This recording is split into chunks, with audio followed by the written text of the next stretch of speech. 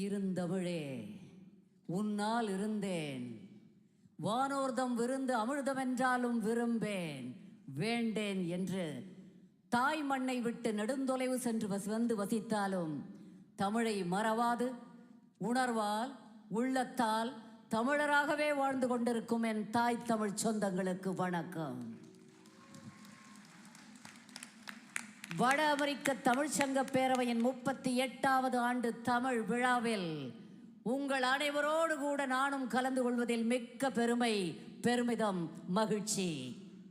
அதிலும் கூடுதல் மகிழ்ச்சி என்னவென்றால், இரு பெரும் ஆளுமைகள் இவர்கள் வாழ்ந்த காலத்தில் நாமும் வாழ்கிறோம் என்றதே வாழ்கிறோம் என்பதே மிகப்பெரிய பெருமை என்னும்படியாக சமயம், தமிழ், சமூக பணி என்று, சமூக சீர்திருத்தம் என்று அப்படி ஒரு அற்புதமான வாழ்க்கையை வாழ்ந்து மறைந்த துறவி நமது தவத்திரு குன்றக்குடி அடிகளார். மற்றும் ஒரு துறவி, அவரையும் நான் துறவி என்று தான் சொல்லுவேன். ஆசைகளை துறந்தவன் துறவி என்றால் இவரும் துறவிதானே. தோழர் இரா நல்லக்கண்ணு ஐயா அவர்கள். இப்படி ஒரு மனிதர் எந்த காலகட்டத்தில் வாழ முடியுமா என்னும்படியாக அப்படி ஒரு வாழ்க்கையை 100 ஆண்டு காலமாக வாழ்ந்து கொண்டிருக்கும் ஐயா அவர்களையும், தவத்திரு குன்றக்குடி அடிகளார் அவர்களை நெஞ்சார நினைத்து ஐயா அவர்களுக்கு உண்மையிலே 100ஆம் ஆண்டு நமக்கு வாழ்த்த வயதில்லை, வாழ்த்த வயதும் ஒரு தடையில்லை, வாழ்த்துகிறோம். இவர்கள் இருவரது புகழும் தமிழனின் புகழை, தமிழர்களின் புகழை எங்கு மேலோங்கி இருக்க செய்யும். இப்பொழுது அந்த வகையில் அருமையான ஒரு கருப்பொருளோடு இந்த தமிழ் விழா இங்கே தொடங்குகிறது. பிறப்பின் வருவது யாதென கேட்டேன், பிறந்து பாரென இறைவன் பணித்தான்.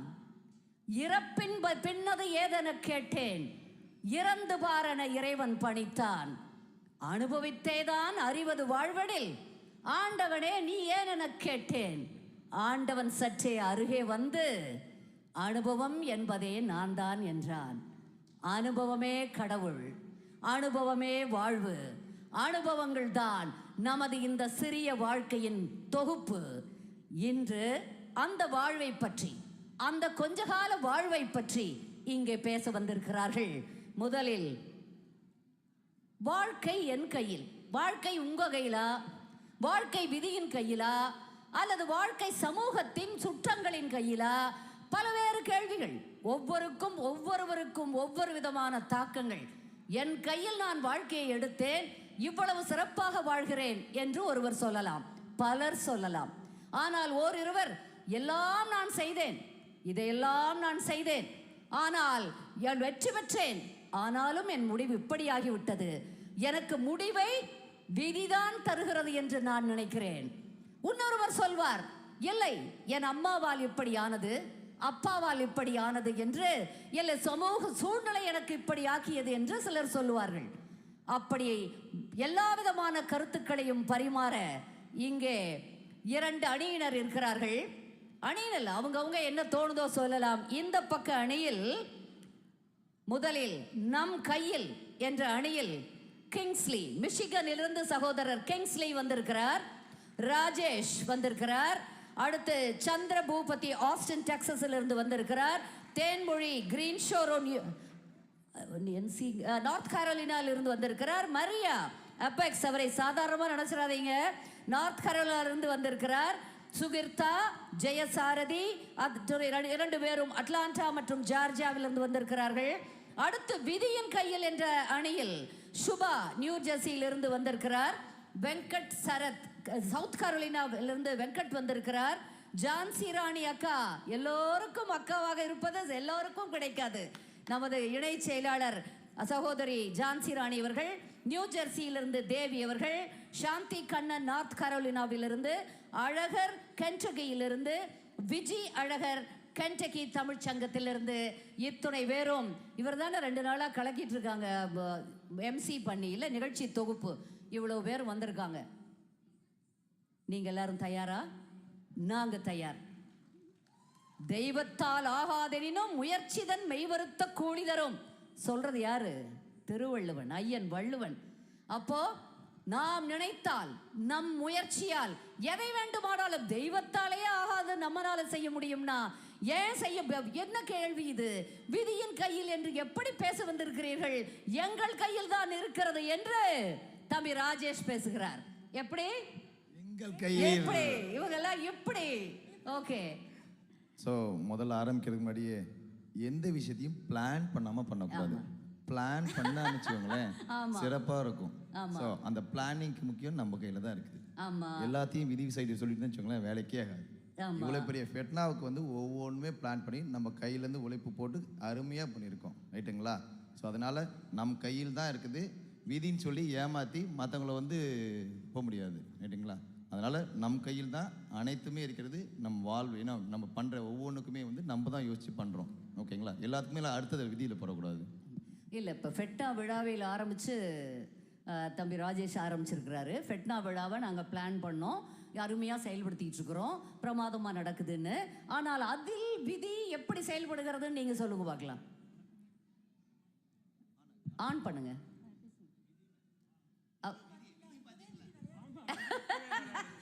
விதி விளையாடுது, நீங்களே அவங்களுக்கு எடுத்து கொடுக்குறீங்க. ஆமாமா, விதி விளையாடுகிறது. விதி விளையாடுது. இது வந்து தம்பி ராஜேஷ் சொன்னாரு, எல்லாம் பிளான் பண்ணி சிறப்பா நடக்குதுன்னு. பாருங்க, மைக் ஒர்க் ஆக மாட்டேங்குது. இதுதாங்க விதி. எல்லாம் வேலை பண்ணுதுங்க. வணக்கம். அதுதாங்க விதி. இல்ல, ராஜேஷ் தம்பி சொன்னாங்கல்ல, பேரவை விழா வந்து எல்லாம் நம்ம கையில இருக்குன்னு சொல்றாங்க. என்னதான் நம்ம கையில இருந்தாலும் விதியின்படி ராலேல உங்களோட தமிழ் திருவிழாவாக நடக்கணும்னு இருக்குங்க. அது விதியின் கையில் தாங்க. நான் பெருமையுடன் சொல்லிக் கொள்கிறேன். நம்ம கையில நம்ம என்னதான் உழைச்சாலும் விதி வந்து இப்படிலாம் இருக்கணும், இவ்வளவு சிறப்பா நடைபெறணும்னு இருக்குதுங்க. அதெல்லாம் கண்டிப்பா விதியின் கையில் என்று தான் நான் சொல்லுவேன். இல்லங்க, மைக்கு மட்டும்தாங்க நம்ம கையில, அது பேசுறதும் பேசாததும் விதி. விதியின் கையில். இதுக்கு என்ன நீங்க சொல்றீங்க? அடுத்து யாரு, மரியா இல்ல நீங்க கிங்ஸ்லி சொல்லுங்க. ஐயா, எல்லாத்தையுமே நம்ம எல்லாத்தையும் விதி மேலே பழிய போட்டுட்டு அது ஒரு எஸ்கேப் மெக்கானிசமாக தான் யூஸ் பண்ணிகிட்டு இருக்குமே தவிர நம்ம வந்து அதுக்கு பின்னாடி போடுற உழைப்பு ரொம்ப அதிகம். ரோம் நகரம் வந்து தீப்பிடிச்சு எரிஞ்சிட்டு இருந்தப்ப நீரோ மன்னன் வந்து நின்று ஃபிடில் வாசிச்சிட்டு இருந்ததா ஒரு நிறுவப்படாத செய்தி இருக்குது. கிட்டத்தட்ட இந்த ஒரு 7 பேரும் வந்து விதி மேலே எல்லா பழியையும் போட்டுட்டு இவங்க ஃபிடில் வாசிச்சுட்டு தான் உட்காந்துட்டு இருக்காங்களே தவிர தன்னோட உழைப்பை இவர்களே நம்பவில்லை என்றால் இவர்களை வேறு யார் நம்புவார்கள்? அதுதான் என்னோட கேள்வி. ஏங்க, எல்லாருக்கும் வாய்ப்பு வரலாம், ஆனா வாய்ப்பு வந்தவங்க எல்லாருக்கும் ஜெயிச்சதா சரித்திரமே இல்லை. நல்ல நேரம், நல்ல இடத்துல சரியான வாய்ப்பை யாரு சரியா பயன்படுத்திக்கிறாங்கன்னு வர்றவங்கள அவங்க தான் ஜெயிப்பாங்க. ஆனா அதுக்கு அங்க விதி வேலை செய்யணும். எல்லாருனாலையும் ஜெயிக்க முடியாது. நம்ம இந்த ஃபெட்டா நிகழ்ச்சியே எடுத்துக்கோங்களேன், எல்லாருக்கும் வீசா வாங்குறதுக்கு ஒரே மாதிரி தான் ப்ராசஸ் பண்ணாங்க. கோபி சுதாகர் 2 பேரும் க்ளோஸ் ஃப்ரெண்ட்ஸு. ஆனால் என்னாச்சு, கோபிக்கு கிடைக்கிறதுக்கு ரொம்ப தாமதமாச்சு, ரிஜெக்ட் ஆச்சு. அங்கே தாங்க விதி விளையாடுது. அது இல்லாமல் அப்புறம் பார்த்தா கஷ்டப்பட்டு அவங்களுக்கு கிடைச்சிருச்சு, கடைசி நேரத்தில் வந்தாங்க. இது மாதிரி கிடைக்காதவங்களும் இருக்காங்க. அதுக்கு காரணம் யாரு? அவங்க கையா? விதிங்க. இப்போ நாங்கள் பதில் சொல்கிறேன். இந்த ஆரம்பிக்கிறப்ப நம் கையில் நாங்கள் ஒரு எங்களுடைய வாழ்க்கையில் இந்த டைலாக் எல்லாருக்குமே தெரியும். ஒவ்வொரு நாளும், ஒவ்வொரு நிமிடமும், எல்லா நாளுமே நாங்களே செதுக்குனது எங்களுடைய டீம் எங்கள் கையில். அப்படின்னு ஏன் சொல்கிறேன்னா, கோபி சுதாகரை எடுத்துக்கிறோம். ரிஜெக்ட் ஆயிடுச்சு, ஐயோ என் விதி, ஃபெட்னாக்கு போக முடியலையேன்னு ரூமை சாத்திட்டு அழுதாராங்க. அடுத்து முயற்சி பண்ணார்ல, தன் கையில் எடுத்தார் இல்லையா, எடுத்து வந்துட்டார்ல. அவர் அழகா ஃபிலிம் ஃபெஸ்டிவல் ஆதரவு கொடுத்தது. விதி வலிக்கு விட்டாலும் முயற்சி எடுத்து அவர் தன் கையில் முயற்சி எடுத்து வந்துட்டார் இல்லைங்க. முயற்சி எடுத்து அவர் வந்தாரே தவிர அவர் மாதிரி வராதவங்களுக்கு விதி வேலை செய்யலைங்க. விதியை பார்த்து பயந்து உட்கார்ந்தீங்கன்னா உங்களால வர முடியாது. கிடையாதுங்க. எல்லாருக்கும் ஒரே மாதிரியான உழைப்பு தான் போட்டாங்க. அது மட்டும் இல்லைங்க, ஒரு சிலருக்கு 10 நாள் விசா கிடைச்சிருக்கு, ஒரு சிலருக்கு 10 வருஷம் விசா கிடைச்சிருக்கு. அங்கதான் விதி பயங்கரமா வேலை செய்யுது. நீங்க என்ன பண்ண முடியும்? இங்க வந்து விதின்றது என்னன்றதை நம்ம முடிவு பண்ணிக்கலாமா? உங்க கையில இல்லாத எல்லாத்தையும் நீங்க விதின்னு சொல்லிடுறீங்க. விதி அப்படின்னா அது சமுதாய சூழலா கூட இருக்கலாம். இப்ப நான் இங்க வந்து பிறந்திருக்க பிறப்பு அப்படின்னா, நான் இந்த நிறத்துல, இந்த ஊர்ல, இந்த இடத்துல, இந்த ஜாதியில பிறக்கணும் அப்படிங்கிறது அது என்னுடைய இந்த வாழ்க்கைக்கான ஒரு அனுபவமா நான் எடுத்துக்கலாம். அதை நீங்க விதின்னு கூட சொல்லிக்கலாம் இல்லையா? அதனால ஒரு ஜாதி பிரிவினைகளாலேயோ நிறத்தினாலேயோ வன்முறைகளுக்கு போல ஆளாக்கப்படுறவங்க எல்லாம் நீங்க என்ன கேட்டகரியில சொல்லுவீங்க? விதி அப்படின்னு சொன்னீங்கன்னா ஒருவன் வாழ்க்கையில் அவங்களையுமே நீங்க உழைப்புக்கு உழைக்கலன்னு சொல்றீங்க. இல்ல, ஒருவன் வாழ்க்கையில் பிறப்பு இறப்பு மட்டும்தாங்க விதி. அதுக்கு இடைப்பட்ட அனைத்தும் நம் கையில் தான் இருக்கு. கண்டிப்பா கிடையாது. அதற்கு இடைப்பட்ட அனைத்தும் நம் கையில் தான் இருக்கு. வேற ஒருத்தர் பேசுங்க. ஒரு நிமிஷம். இல்ல, அதுக்கு ஒரு விதி வந்துட்டு நம்ம வாழ்க்கையில மிக முக்கியமானது. சரிங்களா? இதுல நம்ம same set goal என்னதான் அடிக்கிறாங்க ப்ரிப்பேர் பண்ணாலும் சரி. ஒரு நிமிஷம். ஆனால் Same side நீங்க பேசுறாங்க. ஒரு நிமிஷம். ஆனால் நீங்க நான் இது விதி 10 நாள் தான் எனக்கு கிடைச்சிருக்கு வீசா அப்படின்றதுக்காக அதோட முற்றுப்புள்ளி வச்சுட்டு யாரும் போறது கிடையாது.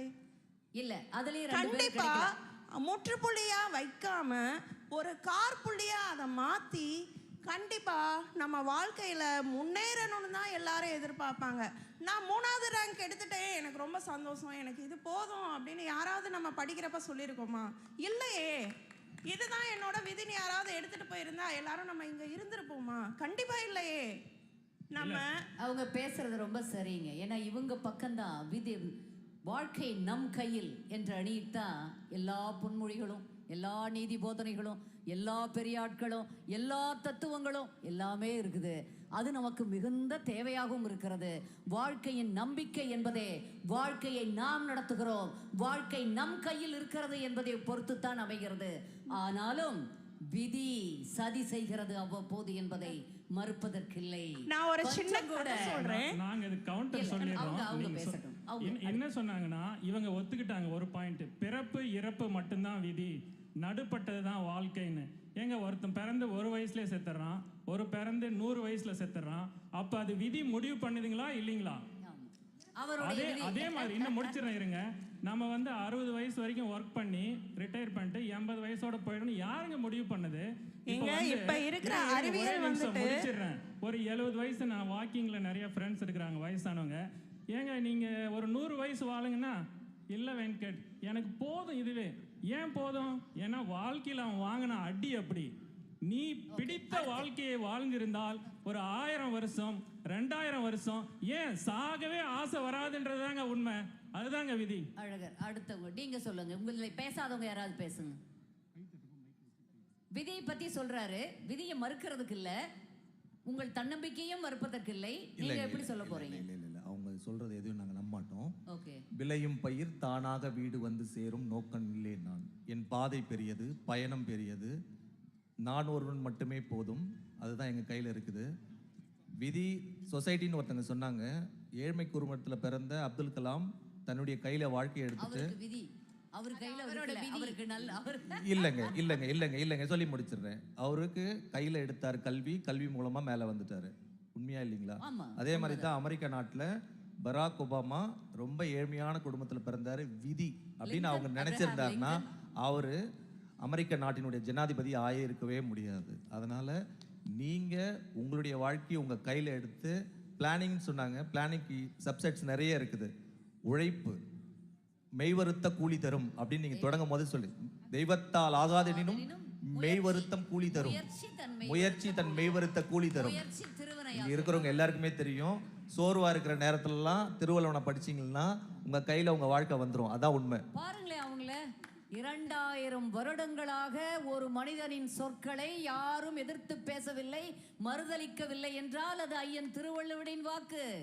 அந்த வாக்கை மறுதலிக்கிறார்களே.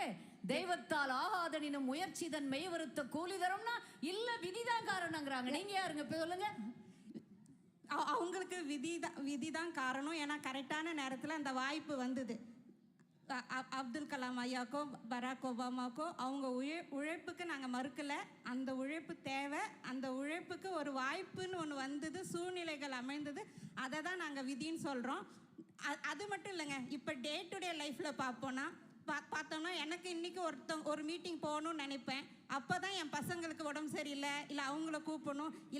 அது இல்லையா, யார் இப்போ ஸ்கூலில் ட்ராப் பண்ணணும், யார் பிக்கப் பண்ணணும், அதெல்லாம் நான் நினச்சா கூட என் ஹஸ்பண்டுக்கு வேலை இருந்ததுன்னா அதை நான் பண்ண முடியாது, அதை நான் பண்ண அது வேண்டியதா வேற இருக்கும். சப்ஜெக்ட்டுங்க.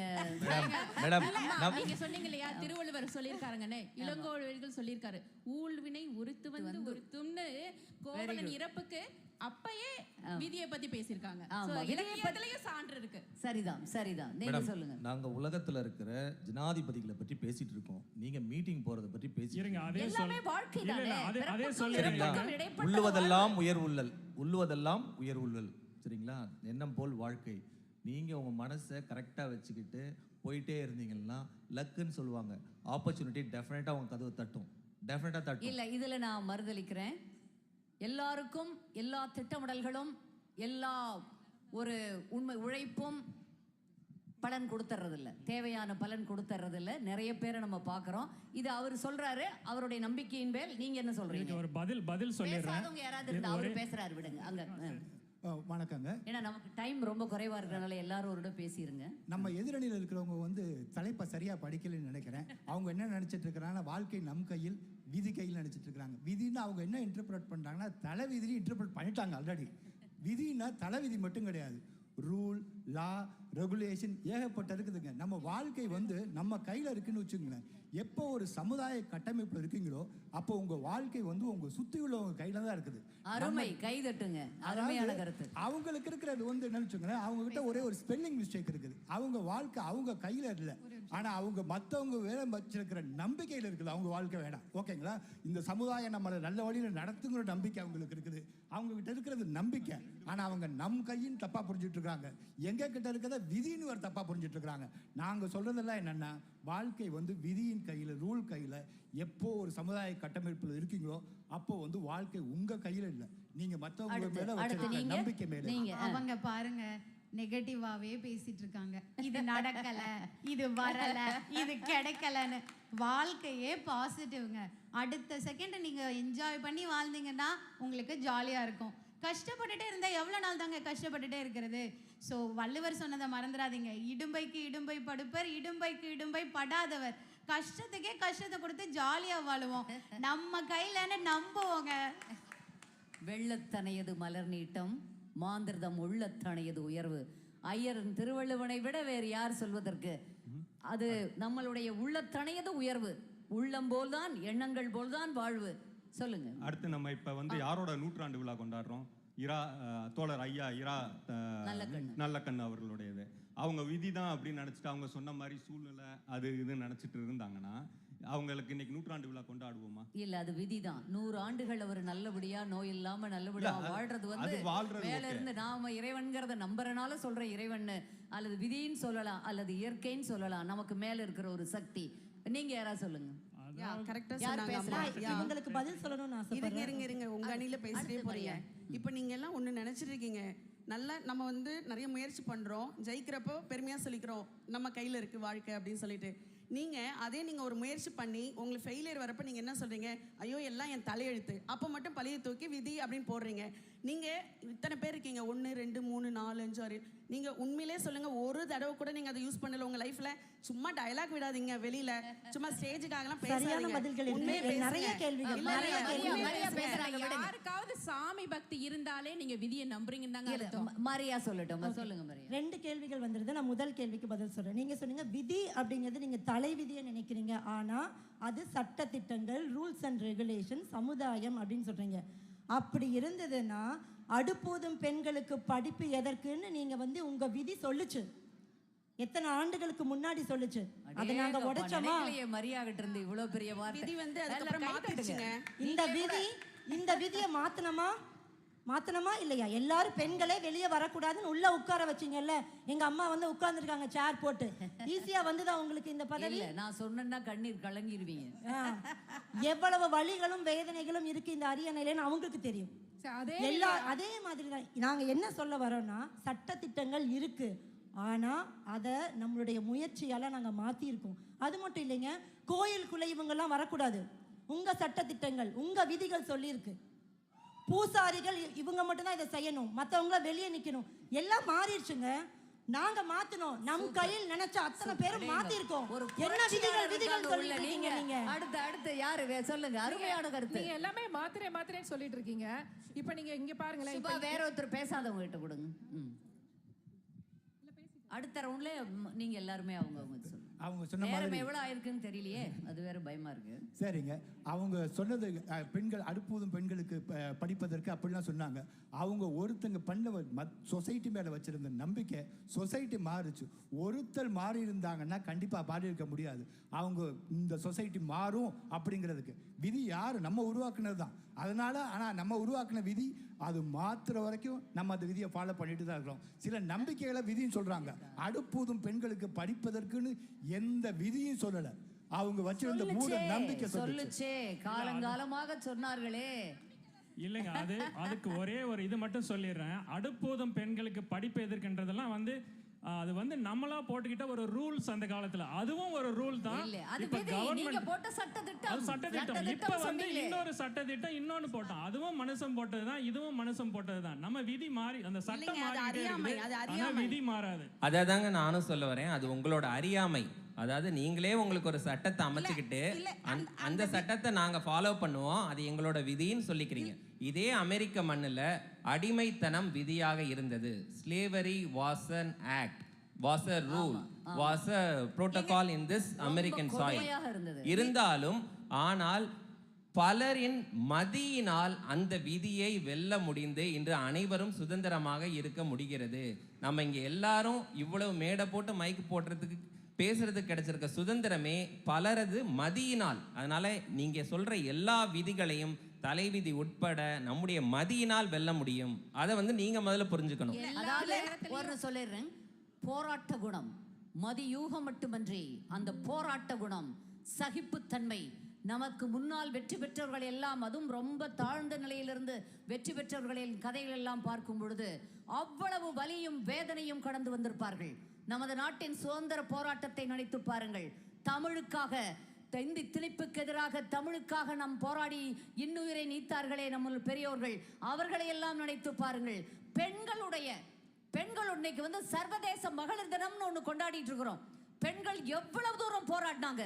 இதே அமெரிக்க மண்ணில் தான் முதல்ல நியூயார்க் நகரில் ஒரு மிகப்பெரிய ஒரு ஊர்வலம் நடந்தது. எவ்வளவு சிரமப்பட்டு பெண்கள் கொஞ்சம் கொஞ்சமாக இன்றும் ஆணாடப்பட்ட அமெரிக்க மண்ணிலும் ஜனாதிபதியாக ஒரு பெண் இல்லை. நம்ம ஊர்ல கூட இருக்காங்க, இங்க இல்ல. இதுதான், இதுக்கு இன்னும் போராடணும். போராட்டமும் சகிப்புத்தன்மையும் மதியூகமும் எல்லாவற்றையும் கொடுக்கும். ஆனால் அது அப்படி அல்ல என்று இப்பொழுது சொல்லுங்க. எல்லா நேரத்திலையும் உங்க மதி வெல்லாதுங்க. அம்மா சொன்ன மாதிரி இப்போ பிரசிடென்ட் உமன் வந்தாங்களா, ஜெயிக்க முடியல. ஒரு பெண் நினைச்சிருந்தா வந்திருக்கலாம்ல, அவங்க கையில இல்ல அந்த விதி. ஆனா இப்ப பாத்தீங்கன்னா, இப்ப ஏர்பிளைன் கிராஷ் நடந்தது. அதுல உட்காந்துருந்தவங்க எல்லாம் ஏதாவது நினைச்சாது பார்த்துருப்பாங்களா, அப்படி நடந்திருக்கணும். அதை விட பாருங்க, மெடிக்கல் ஸ்கூல் ஸ்டூடெண்ட்ஸ் எல்லாம் வேற இறந்து போனாங்க. அது யார் கையில இருந்தது? உங்க கையில இருந்தது, விதியோட கையில தான் இருந்தது. ஆனா பாருங்க, ஒரு 10 நிமிஷம் லேட்டா வந்த ஒரு பொண்ணு தப்பிச்சிட்டாங்க. அவங்களுக்கு விதி அந்த மாதிரி வேலை செஞ்சிருக்கு. 11 இயர் சீட்ல உட்கார்ந்து இருந்தவர் தப்பிச்சிட்டாரு. அவரோட விதி பாருங்க, அவர் ஒருத்தர் தான். ரொம்ப சரி. அடுத்து பிறப்பும் இறப்பும் விதி, அது நாங்க முன்னாடியே சொல்லிட்டு இருக்கோம். பிறப்பும் இறப்பும் விதி. ஆனா ஒண்ணு சொல்லிக்கிறேன். ஐயா, நீங்க சொன்னீங்க ஐயாவுடைய நிறைய திருக்குறள்கள். எங்களுடைய மூதாட்டி ஔவையார் என்ன சொல்லியிருக்காங்க தெரியுமா? ஊக்கமது கைவிடேல். ஆமா, ஊக்கமது கைவிடேல். புரியுதா? நாங்க என்ன சொல்றோம்னா, வாழ்க்கையிலே கை இருக்குங்க. எங்க போய் தேடுறீங்க நீங்க? அந்த வாழ்க்கையில கை இருக்கு. ஊக்கமது கைவிடல். எல்லா இடத்துலயும் கை இருக்குங்க. அததான் நாங்க திருப்பி சொல்லிட்டு இருக்கோம். நாங்க உற்சாகமா சொல்றோம். பேசுங்க யாரோ ஒருத்தர். நாங்க திருப்பி ஒண்ணே ஒன்று தாங்க சொல்லிட்டு இருக்கோம். நீங்க விதினா என்ன சொல்றீங்க, என்ன நினைக்கிறீங்கன்னா, அப்படி விதி படம், பழைய காலத்துல ஒரு விதி படம் இருக்கும், அதை பார்த்துட்டு வாழ்க்கையில எங்க நாங்க என்னமோ கஷ்டப்பட்டுட்டு அழுதுகிட்டு இருக்க மாதிரி நினைக்கிறீங்க. விதினா நாங்க அதை சொல்லல. விதிங்கிறது வாய்ப்பு. இப்ப நீங்க சொல்றீங்க அடுப்பூதும் பெண்களுக்கு என்ன இருக்குன்றது, அது விதி கிடையாது. அந்த காலகட்டத்தில் நடந்த ஒரு நடைமுறை, ஒரு நம்பிக்கை. அந்த நம்பிக்கை மாறுனுச்சு இல்லையா, அதுக்கு ஒரு காலகட்டம் இருந்தது. அதைத்தான் நாங்க வாய்ப்புன்னு சொல்றோம். இப்ப இந்த காலகட்டத்தில் இந்த இப்ப பிரசிடென்டா நீங்க உமன் நீங்க வரல, பெண்கள் வரலன்றாங்க. ஆனா பெண்கள் போட்டி போடுற அளவுக்கு ஒரு வாய்ப்பு இப்ப கிடைச்சிருக்கு. அந்த வாய்ப்பை நாங்க விதின்னு சொல்றோம். இந்த காலத்துல அமைந்திருக்குன்னா இன்னும் அடுத்த ஜெனரேஷன்ல வரலாம். ஆனா அதுக்கு பின்னாடி அம்மா சொன்ன மாதிரி முயற்சி, ஒரு வாழ்க்கையில ஒரு நாளுமே ஒரு வரம். அடுத்த நிமிஷம் வரைக்கும் நம்மளோட முயற்சி இருந்துட்டே இருக்கணும். இன்னொன்னு சொல்லி விதினா நாங்க என்ன சொல்றோம்னா, ஓ எங்களுக்கு தலைவிதி இதான் நடக்குது நாங்க சும்மா உட்கார்ந்துக்க சொல்லல. விதி வேற, முயற்சி வேற. விதி வேற, அதாவது நம் கையை மீறி நடக்கிறது. நம்ம என்ன முயற்சி எடுத்தாலும் நம் கையை மீறி ஒன்று செயல்படுகிறது. அதைத்தான் விதி என்று அவர்கள் சொல்கிறார்கள். அடுத்தவங்க வேற பேசாதவங்க யாருக்காவது கொடுங்க, வாய்ப்பு கொடுங்க. இலக்கிய காலத்துல இருந்தே தமிழ் சமூகத்துல வந்து கல்விக்கு முக்கியத்துவம் கொடுத்துருக்கோம். திருக்குறள் ஆகட்டும், 14 கீழ்கணக்கு நூலாகட்டும், எதை பார்த்தாலும் கல்வி தான் முக்கியம்னு சொல்லியிருக்காங்க. எல்லாரும் படிக்கணும்னு முடிவு பண்ண ஒரு சமூகம் தான் தமிழ் சமூகம். நடுவில் அடுப்பதும் பெண்ணுக்கு கல்வி எதுக்குன்னு விதிகள் மாறுது. எல்லாமே மாற்றத்துக்குரியது. சமூகமாக ஒரு மாற்றத்தை உண்டு பண்ணி நம்ம ஒரு புது இடத்துல இப்போ இருக்கோம். எல்லாரும் திரும்ப பழைய இடத்துக்கு போயிருக்கோம். கல்வி தான் முக்கியம்னு பேசுகிற இடத்துல இப்போ இருக்கோம்னு சொல்ல வந்தேங்க. ரொம்ப அருமை. நீங்கள் முயற்சி உடையார் இகழ்ச்சி அடையார். ஸோ எப்பயுமே ஒரு விதி போட்டால் கூட அதை உடைக்கணும்னா அதுக்கு உண்டான முயற்சி பண்ணலைன்னா நம்ம டெஃபினட்டாக முன்னேற முடியாது. இந்த தலைப்பு வந்து நீங்கள் முயற்சி பண்ணணுமா முயற்சி பண்ணக்கூடாதாங்கிறது கிடையாது. வாழ்க்கை நம்மளோட கையில் இருக்கா இல்லை விதியோட கையில் இருக்கா? அப்போ விதியோட கையிலன்றது சமுதாயத்தோட கையில் இருக்குங்க. இப்போ இன்னைக்கு நான் இங்கே உட்காந்து பேசிட்டு இருக்கேன்னா 25 வருஷத்துக்கு முன்னாடி இதே அரசியல் சூழ்நிலை இருந்திருந்தது அப்படின்னா நான் இங்கே வந்திருக்கிறதுக்கு யோசிச்சிருப்பேன். ஏன் பிள்ளைக்கு பர்த் ரைட்ஸ் நீ கொடுக்க மாட்டேன்னு சொன்னேன்னா நான் எதுக்கு இங்கே வரணும் அப்படின்ற ஒரு கேள்விக்குரிய கேட்டிருப்பேன். அப்போ இங்கே வந்து உங்களுக்கு போயிட்டு இருக்குது. நீங்க எல்லாரும் பேசிருங்க. நீங்க சொல்றீங்கல்ல வாழ்க்கை என் கையில்னு. எவ்வளவு தூரம் இப்போ அம்மா சொன்ன மாதிரி ஒரு சில வரைக்கும் தான் நம்ம வாழ்க்கை நம் கையில். அதையும் மீறி தாண்டி நம்ம கையில் இல்லைம்மா. எல்லாமே வந்து மேலே ஒருத்தவங்க இருக்காங்க. நீங்கள் எல்லாம் நம்ம கையில் நம்ம போராட்டம் வந்து வாழ்க்கையில் நான் அதெல்லாம் நிறைய அனுபவிச்சிருக்கேன். அதனால அனுபவபூர்வமான உண்மைகள். நீங்கள் என்னதான் நம் கையில்னா நாங்கள் அமெரிக்கா வந்தோம் அதெல்லாம் நம் கையில் சொல்கிறீங்க. ஆனால் அதற்கும் தாண்டி நம் கையில் இல்லை, விதியின் கையில் தான் உள்ளது. அனுபவபூர்வம் உணர்ந்து சொல்றேன். நன்றி.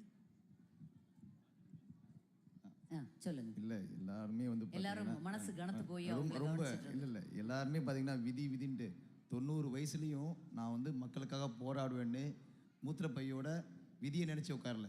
என்னோட வாழ்க்கை கையில் தான் சொல்லி முயற்சி பண்ணி ஒவ்வொன்றையும் அடையிறதுக்கு பெரியார் ஐயா வந்து நிறைய உழைச்சாரு. ஓகேங்களா?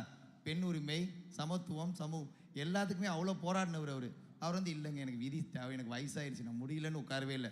ஒரு செருப்பு கொடுத்தியா எங்கே இன்னொரு செருப்பு கொடுப்பா நான் போட்டுக்கிறேன்னு சொன்னவர் எவ்வளவோ முயற்சி பண்ணி அவர் வாழ்க்கையில் ஒவ்வொரு படியாக மேலே வச்சார். ஓகேங்களா? அதுதான் சிக்கனமானவர் தெரியுமா?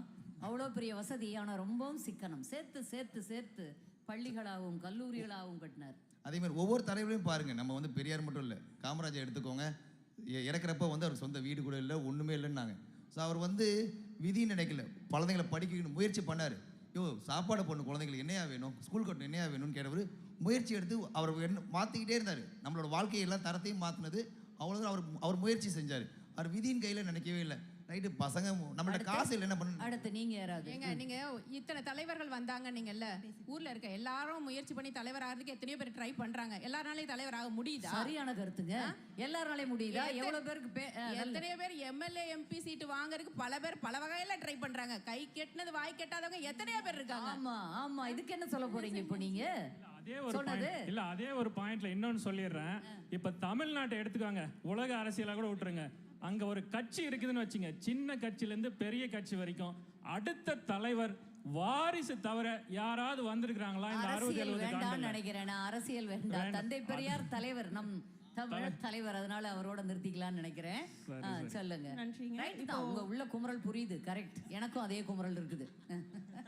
இப்போ பாருங்க, நம்ம மேடையிலேயே ஆண்களை விட பெண்கள் அதிகமாக அமர்ந்திருக்கோம். தந்தை பெரியார் அவர் சொன்ன மாதிரி 90 வயசுல கூட ஒவ்வொரு முயற்சியும் நம்ம சமுதாயம் சமுதாயம் சமுதாயம்னு சொல்லி அவரோட எண்ணங்களாக இருக்கட்டும், அவரோட முயற்சிகளாக இருக்கட்டும், இது என்னோட விதி இதோட நான் நிப்பாட்டிக்கிறேன் அப்படின்னு இல்லாமல், இந்த சமுதாயம் என்னோட குடும்ப சூழ்நிலை நல்லா இல்லை அதனால இதோட நிப்பாட்டிக்கிறேன் அப்படின்னு இல்லாமல் நமக்காக எவ்வளோ பண்ணியிருக்கிறாரு அப்படின்றது நமக்கு மட்டும்தான் தெரியும். உண்மையிலேயே சகோதரி சொல்வதை எப்படி உங்களால் விதி அப்படின்னு சொல்ல முடியுதுன்னு எனக்கு தெரியல.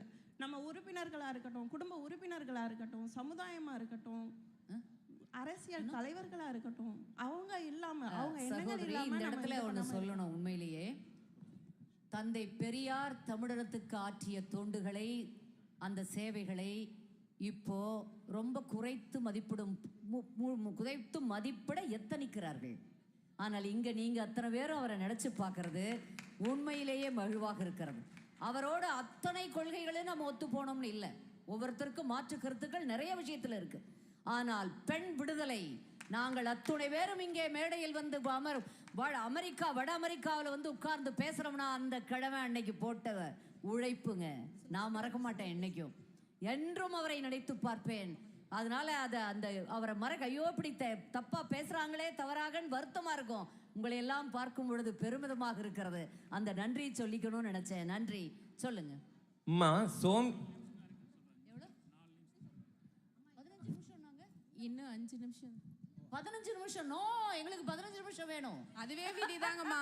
அம்மா, நேரம்ன்றது அவங்க தான் விதியை உருவாக்கி வச்சிருக்காங்க. என்னதான் விதியின்படி அவங்க 5 நிமிஷம் கொடுத்தாலும் நம்ம நடுவர் அவர்கள் அவங்க மதியால அதை 15 நிமிஷமா இப்ப மாத்த போறாங்க. அதை நம்ம எல்லாரும் பார்க்க போறோம். இங்க யாராவது பேசாம இருக்கீங்களா சார்? சொல்லுங்க. ஏற்கனவே சொன்ன மாதிரி நாங்கள் விதின்னு சொன்னால முயற்சி வேணாங்கிற மாதிரி நீங்கள் எல்லாம் சொல்கிறீங்க. நாங்கள் யாருமே முயற்சிக்கு எதிரானவங்க இல்லை. ஆனால் முயற்சி பண்ணுற எல்லாரும் வின் பண்ணுறது இல்லைங்கிறது தான் விதி. அதுதான் திருப்பி சொல்லுவோம். ஐயா, முயற்சி பண்ற எல்லாருமே வின் பண்ண முடியாது. அதுதான் வந்து நாங்களும் சொல்றோம். அதைத்தான் நாங்களும் சொல்றோம். வாழ்க்கை ஒரு வட்டங்க. இன்னைக்கு கீழே இருக்கவங்க மேல போவாங்க, மேல இருக்கவங்க கீழே வருவாங்க. அதுதான் விதி. நம்ம புதுசா நீங்க கார் ஓட்டுறப்ப பார்த்தீங்கன்னு வச்சுக்கலாம், டிரைவர் சீட்டில் உட்காந்துருக்கப்ப கார் ஓட்டுவாங்க. நம்ம எல்லாம் பார்த்தீங்கன்னு வச்சுக்கலாம், வாழ்க்கைங்கிற ஒரு பயணத்தில் பேசஞ்சராக இருக்கிறோம். நிறைய பேர் என்ன நினைச்சிட்டு இருக்காங்க, நம்ம டிரைவர் நினைச்சிட்டு இருக்காங்க. டிரைவர் பக்கத்தில் உட்காந்துருக்கப்ப அவர் ரைட்டு திருப்புறப்ப நம்மளை அறியாம நம்ம கண்ட்ரோல் பண்ற மாதிரி ஒரு ஃபீல் வரும் பெருமா. அதுதான் அவங்களுக்கு இருக்குது. ஆனா அவங்க கையில ஸ்டீரிங் வீல் கிடையாது. ஆனா ஸ்டீரிங் வீல் இருக்கிறதா நினைச்சிட்டு இருக்கிறாங்க. நன்றி. பங்கு பெற்றோர் அத்துணை பேருக்கும் நன்றி. இப்பொழுது ஒரு நிறைவு பகுதிக்கு நாம் வந்துட்டோம். நேரம் இல்லைங்க. பேசணுமா ஏதாவது? ஒண்ணே சொல்லிடுறேன். சோம்பேறிகளுக்கு 2 ஆயுதம். ஒன்னு வந்து தூக்கம், 2வது வந்து விதி. அந்த விதியை தான் இவங்க கையில எடுத்துருக்காங்க. இங்க யாரோ பேசுறேன்னு கேட்டீங்களே. விதியெல்லாம் வந்து சோம்பேறிங்கன்னு சொல்லாதீங்க.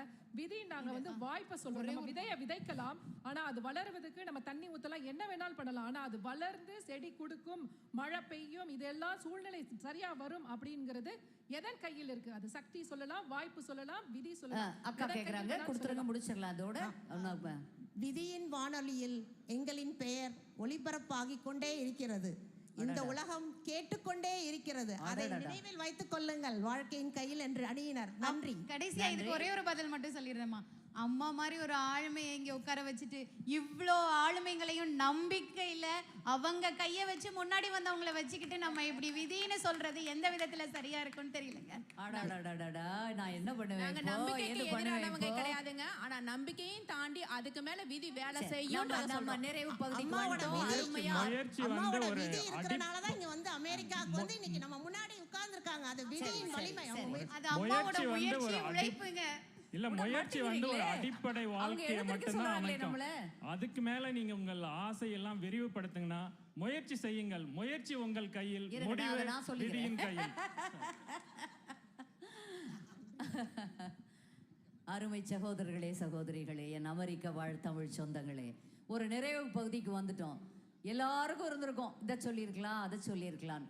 இங்க எப்படின்னா, வீரன் தோற்றால் அது விதி, கோழை வெற்றி பெற்றால் அது விதி. ஏன்னா வீரன் வெற்றி பெறுறது அது சாதாரணம், வீரன் வெற்றி பெறுவான். கோழை எப்பாவது ஒரு முறை வெற்றி பெற்றால் அது பெரிய விஷயம், அதுவும் விதி. இப்படி உங்களுக்கு வீரன் வெற்றி பெறுவதும் கோழை தோல்வியுறுவதும் சாதாரண நிகழ்வு. இதே மாற்றி நடக்கும் போது அது ஒரு விதியாகிறது. விதி, அப்பா இன்னைக்கு நேரம் அவனுக்கு அப்படி இருந்ததுப்பா, அதனால இல்லை, அவனுடைய முயற்சி.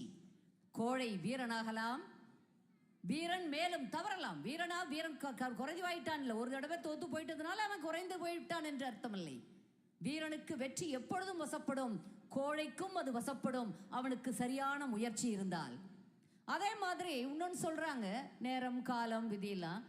இப்போ விமானத்தில் ஏறுறோம், அதற்குரிய பணத்தெல்லாம் சேர்த்து வச்சு, அதுக்கு பணம் கட்டி, அது மிகப்பெரிய முன்னேற்பாடுகள் எல்லாம் செஞ்சு ஏறி உட்கார்றோம், பெல்ட் போடுறோம், உடனடியாக என்ன வருது? கடல் மேல் விழுந்து விட்டால் விமானம், நீங்க என்ன செய்யணும்? முன்னேற்பாடு இல்லையா? உடனடியாக பெல்ட் போட்டுக்குங்க, அதுவும் முன்னேற்பாடு. அதற்கு பிறகு ஆக்சிஜன், பிராணவாயு போயிடும். உடனே பிராணவாயு அந்த ஒரு டர்புலன்ஸ், ரொம்ப மோசமான ஒரு நிலை வந்து விட்டால் உடனடியாக உங்கள் ஆக்சிஜன் மாஸ்கை நீங்கள் எப்படி போட்டுக்கலாம்? இந்த மாதிரி தான் சொல்கிறாங்க. அது அவசகணும்னு நம்ம நினைக்கிறது இல்லை. 0.001 0.001% தான் விமானங்களில் விபத்துகள் நடக்குது. அதற்காக அந்த விதியை நினைச்சு நம்ம யாரும் பயப்படுறதில்லை. போகிறோம், எப்பாவது ஒரு தடவை தான், என்றோ ஒரு நாள் தான் இந்த மாதிரியான நிகழ்வுகள் நடக்கின்றன. ஆனால் டைம் ஆயிடுச்சா?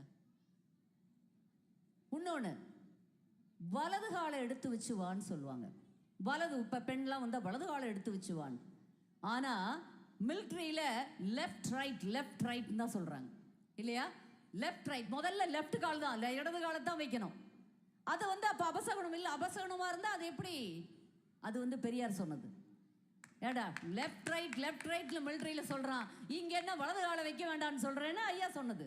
அப்படி இதை போல அபசகுணமாக கருதப்பட்டது, மூட நம்பிக்கைகளாக கருதப்பட்டது ஏராளம். இன்டர்பிரட்டேஷன் என்பார்களே, அது மிக அதிகமாக நமது சமுதாயத்தில், குறிப்பாக நம் தமிழ் சமூகத்தில் இல்லை இந்திய சமூகத்தில் அது ரொம்ப அதிகம். இங்கே எப்படின்னு தெரியல, இங்கேயும் இருக்கும், இங்கேயும் நிறையா இருக்கு.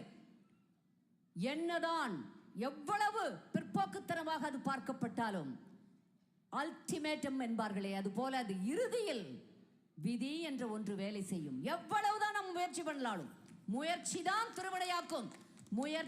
திருவினையாக்கும். அந்த விதி இருக்கிறது என்பதற்காக நாம் வேலை செய்யாமல் இருக்க முடியாது.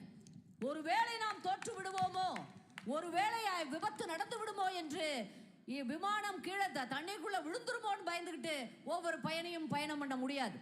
அதற்குரிய முன்னேற்பாடுகளோடு அதற்குரிய தயார்படுத்தி நாம் செல்லத்தான் வேண்டும், பயணம் போகத்தான் வேணும். ஆனால் நாம் அந்த பயணத்தில் முன்னெச்சரிக்கையாக பாதுகாப்பாக இருக்கணும். அதைத்தான் சொல்றோம், பிளான் பண்ணத்தான் வேணும். பிளான் பண்ணாதான் வாழ்க்கை ஜெயிக்கும்.